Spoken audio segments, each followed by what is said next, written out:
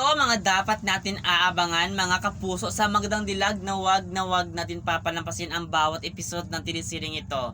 Kung paano ginamit at niloko itong si Grita V ng mga taong abusado na ito, ay yun ang gagawin niya sa mga taong ito. At ngayon, mararamdaman talaga ng mga taong abusado na ito, manluloko na ito kung ano yung pakiramdam na pinagkakaisahan at ginagamit lang. Kaya yan ay aabangan natin kasi nga mabagsik na ang paghihiganti ni Grita V. Ibabalik talaga ni Grita V itong mga tao ito kung saan sila galing at talagang babagsak sila kasi gagawin niya ito hindi lang para sa kanya kundi gagawin niya ito para wala na talaga madamay pa ng mga inusinting tao. Kaya ano pa ang ginagawa niyo mga kapuso?